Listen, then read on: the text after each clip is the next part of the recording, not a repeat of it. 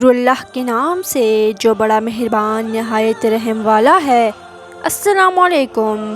قرآن مجید میں حضرت موسیٰ علیہ السلام کے ذکر میں دو فرعونوں کا ذکر ہے۔ ایک وہ جس کے زمانے میں حضرت موسیٰ علیہ السلام پیدا ہوئے اور اس کے گھر میں پرورش پائی، اور دوسرا وہ جس کے پاس آپ دعوت اور بنی اسرائیل کی رہائی کا مطالبہ لے کر پہنچے، اور جو آخرکار غرق ہوا۔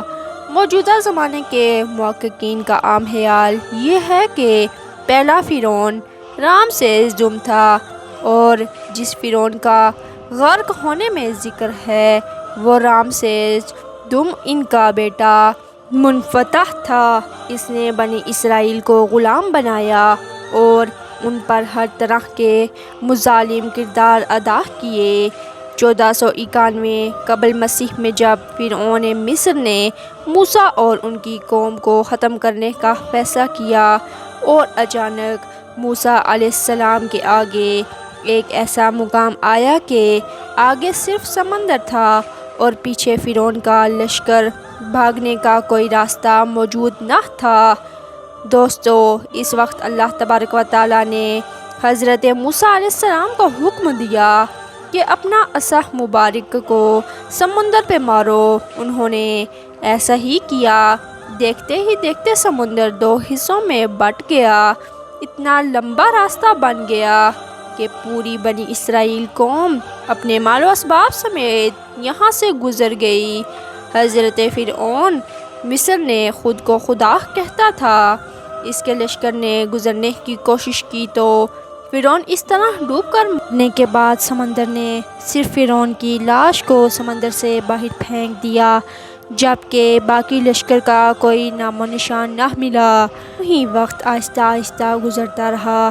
مصریوں میں سے کسی شخص نے ساحل پر پڑی اس کی لاش کو پہچان کر اس وقت کے فرعون کے دربار میں بتایا، تو فرعون کی لاش کو محل پہنچا دیا گیا۔ درباریوں نے اس کی لاش پر مسالہ لگا کر اسے پوری شان و شوکت اور احترام سے تابوت میں رکھ کر محفوظ کر لیا۔ کمال کا اتفاق ہے کہ پوری زمین پر اس وقت صرف ایک ہی قوم تھی جسے مسالہ لگا کر لاشوں کو محفوظ کرنے کا ہنر آتا تھا۔ ایسا لگ رہا تھا کہ اس قوم کو اسی دن کے لیے ہی پیدا کیا گیا تھا۔ فرعون مصر کی لاش کو مسالہ لگا کر محفوظ کرنے کے عمل کے دوران ان سے ایک غلطی سرزد ہو گئی، اور وہ غلطی یہ تھی کہ فرعون سمندر میں ڈوب کر مرا تھا، اور مرنے کے بعد کچھ عرصے تک پانی میں رہنے کی وجہ سے اس کے جسم پر اندری نمکیات کی ایک تہ جم گئی تھی۔ سو مصریوں نے اس کی لاش پر نمکیات کو اس طرح رہنے دیا اور ایسے ہی مسالہ لگا دیا۔ وقت گزرتا گیا، زمین و آسمان نے بہت سارے لوگوں کے ذہن کے اندر یہ رہ گئے۔ اس کے علاوہ ان کا بنایا گیا سب کچھ ختم ہو گیا۔ اس واقعے کے 2000 سال بعد اس دنیا میں اللہ تبارک و تعالیٰ کے آخری نبی حضرت محمد مصطفیٰ صلی اللہ علیہ وآلہ وسلم تشریف لائے، اور ان پر نازل ہونے والی آخری کتاب کے اندر انسانی نوع کی عبرت کے لیے فرعونوں کے قصے بڑی تفصیل کے ساتھ بیان کیے گئے۔ اسی سلسلے میں فرعونوں کے جسم کو محفوظ کرنے کے بارے میں بھی ایک آیت نازل ہوئی، جس کے اندر اللہ تبارک و تعالیٰ واضح فرماتا ہے کہ ہم تیرے جسم کو آنے والے انسانوں کے لیے عبرت بنا کر محفوظ کر لیں گے۔ اس آیت مبارکہ کی سچائی پر تمام مسلمانوں کو یقین آ گیا تھا، لیکن وہ یہ سمجھنے سے رساں تھے کہ خدائی کا دعویٰ کرنے والے کی لاش کو کس طرح مفلسی کے ساتھ عبرت کا نشانہ بنا دیا گیا۔ کون اس کی تصدیق کرے گا؟ یہ اتنا نازک معاملہ تھا کہ آپ ذرا خود سوچ کر دیکھیں۔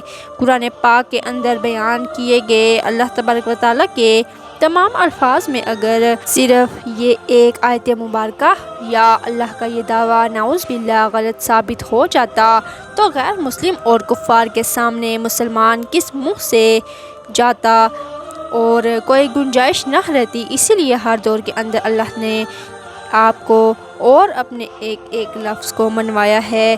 1871 میں مصر سے تعلق رکھنے والے غریب اور معمولی چور احمد عبدالرسول کو فرعونوں کی خون شدہ لاشوں کی طرف جانے کا خفیہ راستہ مل گیا۔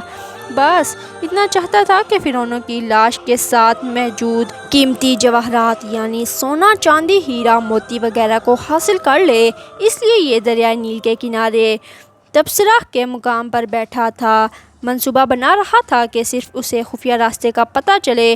اس نے یہ سکے کھودنا شروع کر دیے۔ اسی دوران اسے مشکوک سمجھ کر کچھ لوگوں نے پکڑ لیا اور پولیس کے حوالے کر دیا۔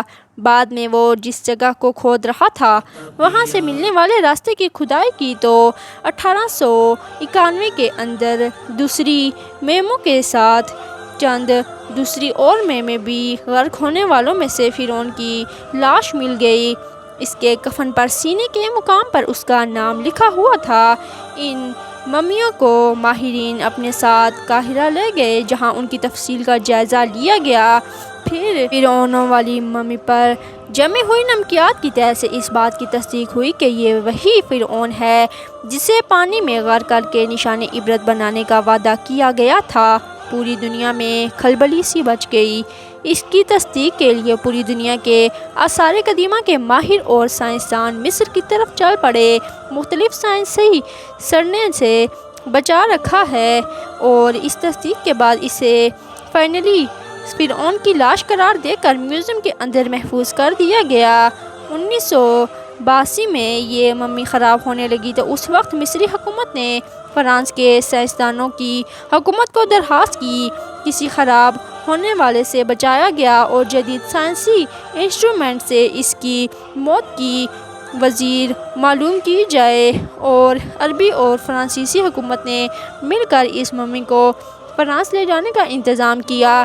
جب فرعون کی لاش کو فرانس پہنچایا گیا تو ایئرپورٹ پر اس دوران فرانسیسی صدر بذات خود حکومت کے تمام عہدیداروں، تمام وزراء اور فوجی افسران سمیت اس کے استقبال کے لیے موجود تھے۔ فرعون کی لاش کا استقبال کسی زندہ عظیم بادشاہ کی طرح کیا گیا۔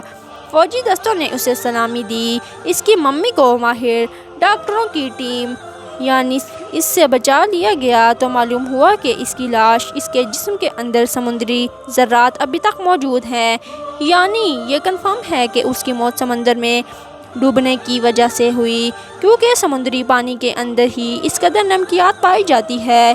یہ نمک اس کی لاش کو حنوط کرتے وقت خارج نہیں کیا گیا۔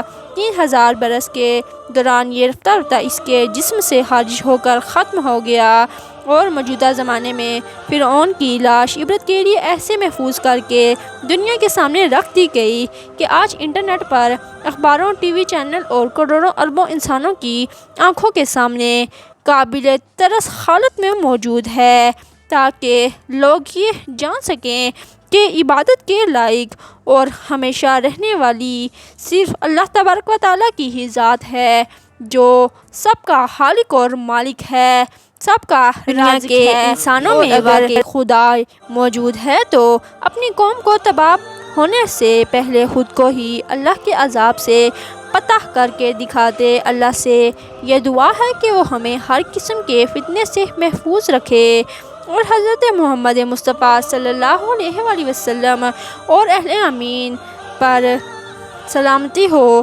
امید ہے آپ کو آج کی ہماری یہ ویڈیو بہت پسند آئی ہوگی۔ اچھی لگی ہو تو لائک کر کے ہمارے چینل کو سبسکرائب کر دیجئے، بیل آئیکن کو کلک کر دیں تاکہ آپ کو ہماری آنے والی نئی ویڈیو اسی طرح سے مل سکے۔ زندگی رہی تو ایک اور ویڈیو کے ساتھ انشاءاللہ حاضر ہوں گے۔ ابھی ہمیں اجازت دیجیے گا، اگلی ویڈیو تک اللہ حافظ۔